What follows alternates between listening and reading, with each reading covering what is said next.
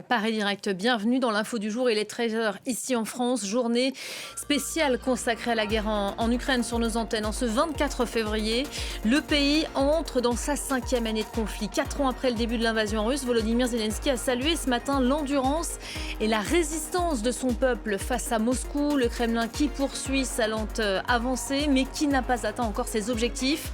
En cette journée commémorative, l'info du jour vous propose un regard croisé sur ce conflit avec nos deux invités. L'une est russe, l'autre ukrainienne. Bonjour à toutes les deux, je vous présente dans un instant. Bienvenue sur le plateau de Paris Direct. Au sommaire de cette émission, l'Ukraine qui va donc rester la dominante de cette journée. Dans Club France 24 d'abord, Mélina Huette de retour du front nous dira quel est l'état d'esprit des troupes en cette 4e année de guerre, toujours déterminée à l'emporter et épuisée en même temps. Anne Corpé, elle nous parlera des différentes initiatives diplomatiques à l'heure où se réunissait tout à l'heure la coalition des volontaires. Et puis dans Derrière l'image aujourd'hui, nous allons vous faire vivre la guerre en Ukraine vue de l'intérieur, comment en 4 ans ce conflit s'est métamorphosé, comment les drones ont changé le visage de la guerre. Guillaume Maurice, journaliste aux Observateurs de France 24 et Sviat Vietrov, journaliste à RFI Ukraine, ont enquêté sur le sujet, réalisé un document exceptionnel que vous pourrez découvrir en partie à 14h30 heure de Paris.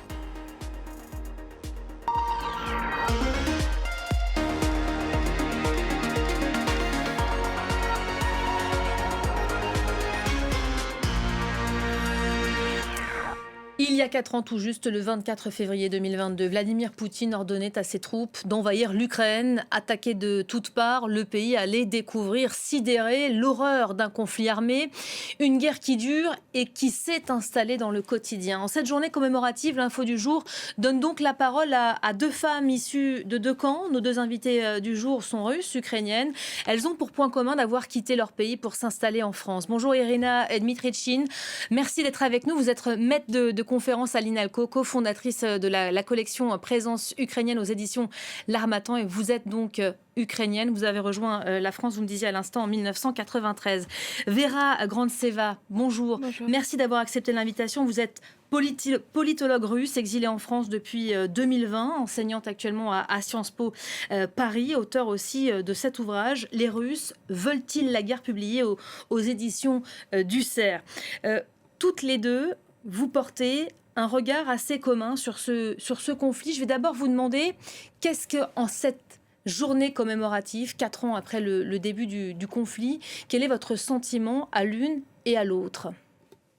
Sentiment dans quel sens de ce que cette guerre représente, de ce qu'elle représente pour notre pays, pour notre continent. Donc cette guerre est totalement injuste, qui a été déclenchée par la folie d'un dirigeant coincé dans son narratif, qui a amené 4 ans de souffrance, de combat, et l'Ukraine, depuis le premier jour, résiste. Et je pense que le président Zelensky a eu tout à fait raison de parler de la résistance et de la résilience du peuple ukrainien. Je pense qu'il continue à se battre, même si aujourd'hui, il y a moins d'illusions et plus de lucidité. Vera Grandseva, votre regard aujourd'hui, alors que ce conflit vient d'entrer dans sa 5e année, c'est encore une nouvelle année qui commence. Je dirais que pour moi, il y a 2 niveaux de cette date de 24 février qui marque chaque année la guerre qui continue depuis 2022. Il y a le niveau, la dimension un peu individuelle que vivent les Ukrainiens, bien évidemment, tous les jours qui sont bombardés depuis 2022. Donc c'est les tragédies humaines qui se passent tous les jours, où il y a les bébés, les enfants qui doivent subir les attaques aériennes par les missiles. Il y a des familles brisées qui ont perdu leur père, leur mari. Voilà, c'est un niveau individuel qu'il ne faut pas oublier, auquel il faut toujours penser. Pour les Russes aussi, pour les Russes, ceux qui s'opposent à cette guerre, c'est aussi un jour qui a changé leur vie. qui a divisé leur vie en deux périodes, avant la guerre et après la guerre, qui est, comme ma vie, par exemple, était aussi bouleversée par cette guerre. Je ne vis plus ma vie que je voulais vivre avant 2022. Et après, il y a une autre dimension aussi très importante, c'est une dimension politique internationale. Cette guerre aussi a changé beaucoup le continent européen. Et elle peut encore changer. Ça va dépendre de l'issue de cette guerre, comment Poutine va s'en sortir. Donc, c'est une guerre qui aussi peut avoir une vocation de changer d'une façon dramatique comment le continent européen a été organisé, comment la paix en fait s'est installée sur ce continent depuis 1945. Et c'est là-bas, à mon avis, en Ukraine, aujourd'hui, où se joue le futur de l'Europe.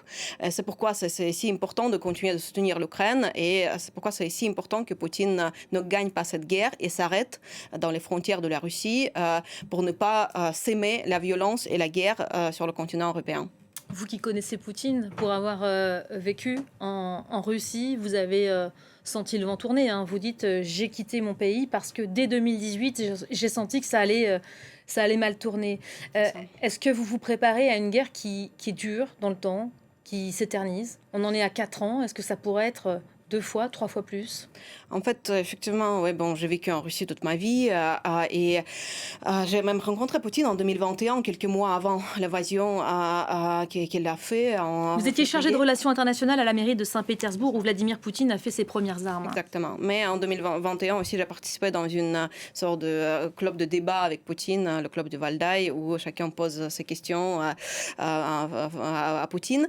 Et donc depuis 2022, moi, je dis à tout le monde qui me demande sur Vladimir Poutine qu'il faut être prêt à tout avec Vladimir Poutine. Il peut bien évidemment s'arrêter là-bas où il est maintenant parce qu'il n'aura plus de ressources pour continuer cette guerre, mais il peut aussi bien continuer s'il voit qu'il y a les possibilités pour continuer. C'est pourquoi aussi la réaction et le soutien européen est si important, parce que Poutine, il a une vision impérialiste de la Russie, donc il veut reconstruire l'Union soviétique. Dans quelque sens, il veut rejouer l'issue de la guerre froide. Il veut à nouveau infliger une défaite à l'Occident comme une vengeance contre la défaite que la Russie a subie à la fin de la guerre froide dans les années 80. Donc il va aller là-bas où on lui permet d'aller. Donc si l'Europe cède l'Ukraine, il va prendre l'Ukraine. Si l'Europe cède aussi les pays baltes, il va aussi les prendre. Donc avec Poutine, il faut être prêt à tout. Il faut toujours se rappeler qu'il a une vision impérialiste et qu'il va aller jusqu'où on lui permet d'aller. Ça, ce sont les mises en garde que les Ukrainiens et Volodymyr Zelensky notamment martèlent régulièrement. Attention, les Européens, l'Ukraine n'est qu'un premier essai finalement. Poutine pour aller bien plus loin. Ça fait partie de l'argumentaire qu'on a entendu pendant ces 4 dernières années, hein, Irina. Mais je pense que les Ukrainiens sont davantage au courant des intentions de Poutine et lisent davantage dans son logiciel et dans ses intentions. Et ils mettent en garde les Européens pour leur dire il ne faut pas regarder cela avec des arguments purement raisonnables et économiques. Ce n'est pas parce que Poutine perd économiquement ou financièrement qu'il va arrêter la guerre. Poutine n'est pas un leader qui dépend du verdict des urnes. Il a totalement modifié son discours. Il a mobilisé la fibre patriotique et le peuple russe est derrière lui aujourd'hui pour mener cette guerre. Donc l'Ukraine est tout simplement en train de mettre en garde que cette guerre contre l'Europe, elle a déjà commencé. D'ailleurs, il suffit d'écouter le discours de Poutine et de tous les officiels qui parlent de la guerre de l'OTAN, qui parlent de la guerre contre l'Occident. Il faut juste comprendre que ce ne sont pas des mots. Et si aujourd'hui l'Occident n'est pas attaqué militairement, il est déjà suffisamment attaqué donc sur tous les autres plans du renseignement, de manipulation d'opinion, etc. Est-ce que vous pensez, Irina, que les Européens ont pris la mesure de cette menace ? Je pense que cette dernière année a quand même marqué une rupture et un changement de perception. Peut-être aussi parce que les Américains se désengagent de cette guerre et ne promettent plus aux Européens une protection, une sécurité derrière laquelle l'Europe était assez confortablement installée.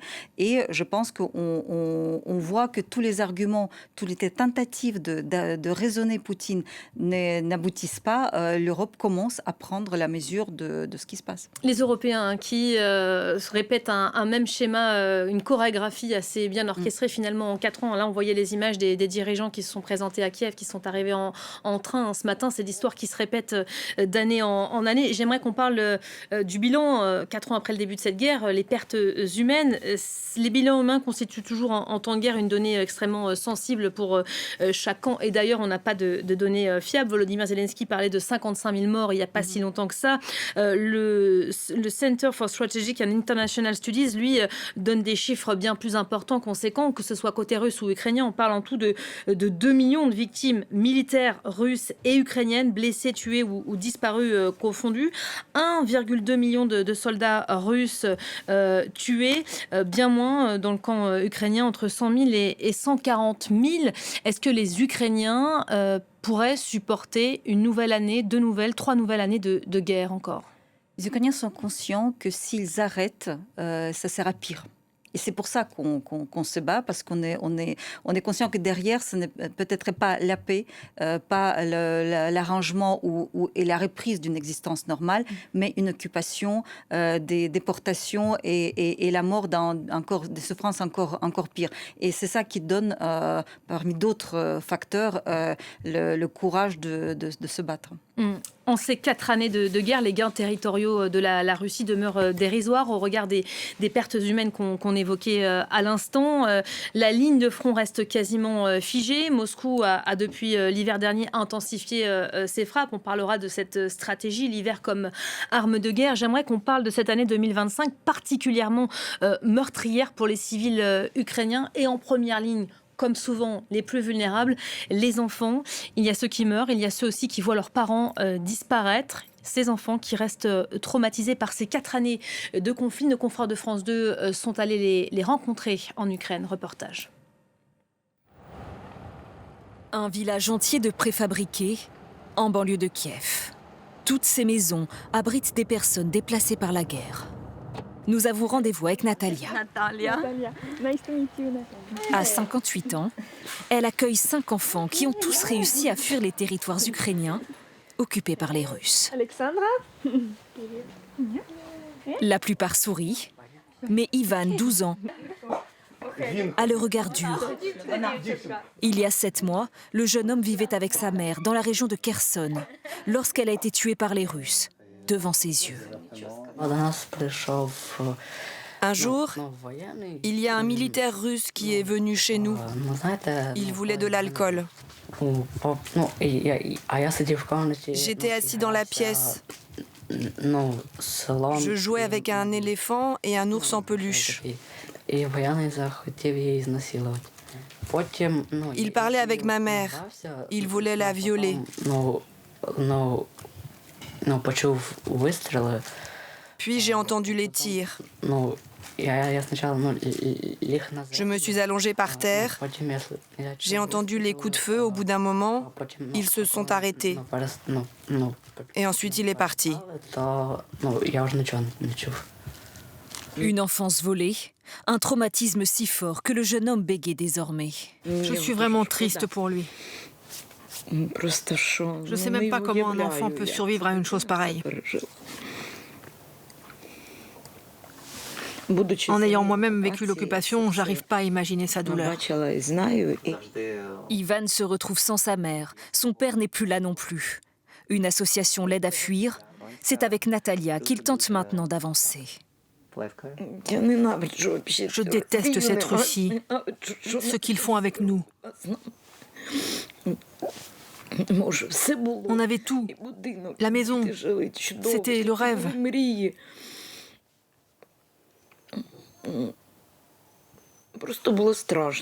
Puis on a vécu dans la terreur. La russification à marche forcée. Valéria, elle aussi, l'a connue. À 16 ans, elle a passé 550 jours dans un camp russe. Dès mon arrivée, j'ai été prise en photo. Voilà, c'est moi là, avec ce foulard rouge. On était habillés n'importe comment, en fonction de ce qui arrivait avec l'aide humanitaire. Le photographe venait de Moscou. Il nous racontait à quel point la vie est belle en Russie. Elle n'a plus le droit de parler ukrainien. Sur ses bulletins scolaires, le russe devient sa langue maternelle. L'histoire de la Russie, une matière fondamentale. Les Russes m'ont brisé psychologiquement. Tu ne comprends plus rien. Tu passes toute ta vie à apprendre la même histoire avec les autres enfants. Tu parles ukrainien à la maison et on vient vers toi et on te raconte complètement autre chose. Les Russes sont très doués pour la propagande. Ce camp est devenu mon plus grand traumatisme. Mon caractère a changé. Je suis maintenant très fermée, à vrai dire, je le sens. Valéria parvient à quitter le camp en obtenant une place dans un convoi humanitaire. Par chance, les autorités se montrent peu regardantes. Valéria et Ivan ne se connaissent pas. Et pourtant, tous deux partagent désormais un passé douloureux lié à la guerre. Comme eux, 2000 enfants ukrainiens sont revenus des territoires occupés. Vera Grantseva, on entendait cette femme dire à l'instant « Je déteste cette Russie, ce qu'elle nous fait vivre, endurer notamment aux enfants ». Tout ça, ça fait partie d'une stratégie de viser délibérément des civils, qui plus est, de s'en prendre aux enfants. Oui, je crois qu'il y a une idée au Kremlin de effectivement se faire plier les Ukrainiens, y inclut en utilisant les méthodes comme ça soviétiques en fait de répression qui visent les plus vulnérables, donc les familles, les enfants. Et c'est là en fait on voit pour moi le niveau de la tragédie et de la catastrophe dans laquelle Poutine amène les Russes comme une nation. À ces enfants-là, ils vont se rappeler toute leur vie de cette tragédie. C'est quelque chose qui marque, évidemment, même pas seulement pour leur vie, pour les générations qui vont suivre, pour leurs enfants, leurs petits-enfants. Qu'est-ce qu'ils vont porter dans leur cœur? Ils vont porter la haine contre ceux qui ont tué leur maman. Et donc, on ne pourra jamais parler de quelques relations russo-ukrainiennes, de l'amitié, des relations des frères, des peuples frères, comme on les appelait avant. Ce sont deux peuples qui sont liés par le sang, l'Ukraine et la Russie. Il y a des familles qui sont réparties sur les deux territoires. Comment envisager, je vais peut-être un peu loin là dans l'histoire, mais comment envisager demain de faire la paix et de se réconcilier avec son voisin? Non, on peut envisager la paix sur le papier, qui va juste arrêter peut-être la guerre, le feu, mais la paix entre le peuple, ça va être un très long chemin de reconstruction, de répension de la part des Russes par rapport à tout ce qui a été fait pendant cette guerre. Ce qui va pas être facile, parce que en fait, quand je regarde les crimes de guerre commis par l'armée russe en Ukraine, à chaque fois, je me demande comment c'est possible qu'il y ait les Russes, qui peut-être étaient mes voisins quand j'étais en Russie, et qui commettent des choses pareilles aujourd'hui. Et en fait, je crois qu'il y a un sentiment qui règne un peu dans la société russe, qui est hérité de l'Union soviétique, c'est le sentiment d'impunité. En fait. Donc les gens aujourd'hui qui prennent des décisions qui autorisent les crimes de guerre, qui ferment les yeux sur ce crime de guerre, les dirigeants russes et aussi leurs subordonnés et la société russe, en fait, ils se rappellent très bien que les leaders soviétiques sont sortis de tous les crimes qu'ils ont faits contre le peuple russe, contre les peuples autour aussi de la Russie, sans être punis, sans être dénoncés, sans vraiment subir le vrai Nuremberg sur le communisme. Donc aujourd'hui, vu qu'il y a cette historique d'impunité, Poutine et son entourage et ses subordonnés aussi, parce qu'il y a les exécutants sur place, il croit qu'il n'y aura pas de responsabilité historique et qu'ils vont s'en sortir avec aucun problème ni pour eux ni pour leurs enfants. C'est pourquoi aussi il faut insister sur ces crimes de guerre, les documenter et avoir un vrai procès, comme c'était fait après toutes les guerres, notamment en Yougoslavie par exemple, pour leur montrer qu'il y aura des conséquences. Il y aura la responsabilité historique. Irina, ce sont aussi ces faits, ces crimes de guerre, ces atrocités qu'ont vécu, ont subi ces Ukrainiens pendant ces 4 années qui font que sur le front, les soldats ils résistent et ils tiennent bon malgré tout, non ? Oui, bien sûr, parce qu'ils savent ce qu'ils ont derrière eux et ils savent pourquoi ils se battent. Et donc, je rappelle quand même que le concept des peuples frères, c'est un concept russe, c'est pas du tout la vision ukrainienne. Donc, les Ukrainiens vous parleraient plutôt du fait que ça fait 300 ans qu'on essaie de se défaire de cette tutelle russe et dire que nous sommes des frères. C'était justement inventé pour maintenir plus fermement les Ukrainiens dans l'orbite russe.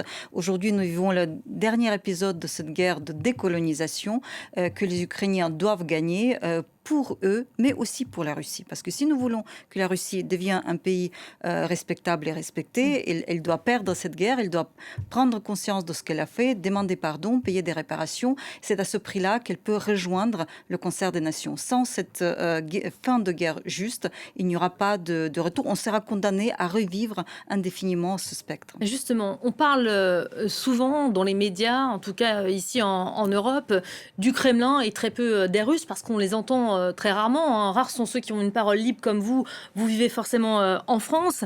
C'est souvent la volonté du régime de Vladimir Poutine qui prime et qui est mise en avant. Mais que veulent les Russes réellement? Veulent-ils la guerre aujourd'hui? Début de réponse tout de suite avec Laura Cambo et on en reparle juste après. Regardez.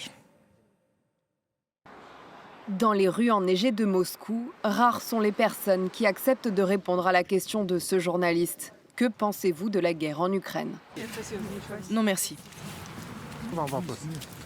Je sais ce que vous voulez entendre, mais je ne peux pas vous le dire. Je voulais juste vous demander... Nous sommes avec notre patrie, nous nous soutenons les uns les autres. Un échange qui résume la pensée des Russes après 4 ans de guerre à grande échelle. Et ce, alors que le Kremlin encadre toujours le récit officiel de l'opération militaire spéciale. Au début, oui, nous avions peur. Maintenant, nous nous sommes tous habitués. Cela ne vous a pas affecté du tout? Non. Peu de moscovites se risquent à mentionner le nombre de soldats morts, entre 250 000 et 1 200 000 selon l'ONU. Dans les grandes villes, les habitants ont davantage été préservés de l'effort de guerre que dans les régions les plus reculées de la Fédération russe. C'est difficile pour beaucoup de régions qui souffrent. Nous essayons de nous mettre à leur place. Moscou a instauré une économie de guerre limitant les dégâts, avec une croissance autour de 1% en 2025. Mais après 4 ans, difficile de passer à côté de l'inflation et des sanctions occidentales qui touchent la Russie. Denis Maximov est boulanger près de la capitale. Le président nous a entendus. Nous sommes heureux qu'il nous ait à nouveau mentionné lors de la réunion économique. Nous et toutes les petites entreprises en général en avons été ravis. Un discours qui contraste avec celui qu'il avait tenu il y a quelques mois lors d'un programme à la télévision auquel participait Vladimir Poutine. La situation est difficile et nous ne sommes pas optimistes. De nombreuses entreprises vont fermer ou arrêter de déclarer leurs revenus. La guerre produit aussi des fractures intimes dans le pays, notamment au sein des familles. C'est le cas pour cette Ukrainienne. Elle habite en Russie depuis 20 ans et elle a choisi d'y rester après le début de la guerre. Tout le monde m'a bloqué, ils m'ont tous rayé de leur vie. Ni mes amis, ni ma famille, personne ne veut communiquer avec moi. Tout le monde me considère comme une traître. Pendant ce temps, la cote de popularité de Vladimir Poutine reste quasi intacte. Il continue de multiplier les opérations de communication, remises de décorations militaires, rencontres des veuves de guerre ou encore dépôt de gerbes. Voilà, que pensent les Russes réellement? Est-ce qu'ils veulent la guerre? Vous en avez fait un livre, c'est assez intéressant toutes les deux, parce que quand on a entamé ce sujet, les Russes refusaient de répondre à la question. Moi, ça ne m'intéresse pas. Vous avez eu la même réaction toutes les deux. Ils ne peuvent pas s'exprimer, la parole n'est pas libre.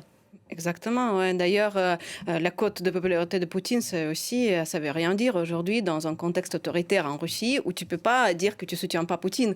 Donc ces chiffres-là, ils ne disent rien sur vraiment ce que les Russes pensent sur cette guerre. Pour comprendre ce problème, il faut déjà se dire qu'il y a plusieurs étapes par lesquelles la société russe a passé depuis 2022. Donc au début, quand même, il y avait un grand choc dans la société russe. Il y avait des gens qui sont sortis dans les rues, qui sont manifestés. J'ai vu aussi beaucoup de communautés professionnelles qui sont réunies pour signer les lettres contre la guerre. Par exemple, les professeurs de la géopolitique, de la science politique, nous avons tous signé une lettre contre la guerre. Il y en avait plusieurs comme ça, les artistes, les médecins, les producteurs de cinéma. Donc il y avait une sorte de tentative de résister à cette guerre. Mais le contexte est déjà assez autoritaire et en plus c'était renforcé en mars 2022 avec des lois répressives qui ont été adoptées, qui ont rendu toute manifestation contre la guerre juste impossible pour les Russes. Et après, en fait, petit à petit, dans la société russe, il y avait une attitude de non-résistance qui s'est installée. Je ne parle pas de soutien, parce qu'il n'y a pas de vrai soutien dans le sens que les gens veulent aller se battre sur le front, veulent financer cette guerre. Il y a un rapport à l'État qui est complexe en Russie. Voilà, c'est ça, ouais.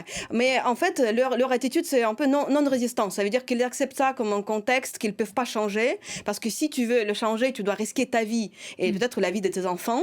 C'est dur. Les Russes ont beaucoup de traumatismes du XXe siècle. Du coup, ils se disent, juste essayons de vivre notre petite vie un peu calmement, sauf que c'est impossible dans le contexte de guerre.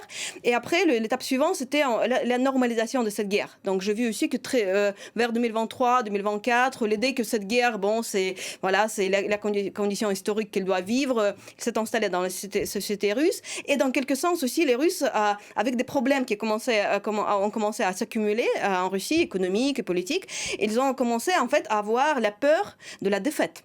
Qu'est-ce que ça veut dire? Ça veut dire que même sans soutenir cette guerre, les Russes quand même se disent, mais si on va perdre cette guerre, on va aussi subir des conséquences très graves, morales, les conséquences morales, mais des conséquences aussi économiques. Est-ce qu'il y a la peur de la défaite aussi dans le camp ukrainien? On a entendu ce matin Volodymyr Zelensky dire « Poutine n'a pas gagné, mais l'Ukraine non plus ».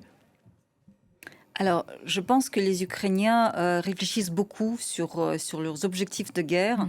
Qu'est-ce qui compte, les territoires ou la place du pays au sein du continent européen, le régime politique ou le bien-être. Donc, en fait, il y a beaucoup de discussions au sein de la société ukrainienne qui continue à être une société démocratique et qui est consciente que la victoire est pour l'instant la seule option qu'ils peuvent défendre. Ils sont conscients aussi des pressions que subit le pays, notamment les pressions américaines, les problèmes aussi économiques, les questions de soutien que le pays peut avoir ou peut arrêter d'avoir. Mais pour l'instant, quelles que soient les difficultés, les Ukrainiens sont prêts à aller jusqu'au bout. Je vous ai présenté tout à l'heure en disant une femme russe, une femme ukrainienne. Alors vous êtes en France depuis 30 ans, vous depuis un peu moins longtemps, mais est-ce que c'est pas difficile au quotidien?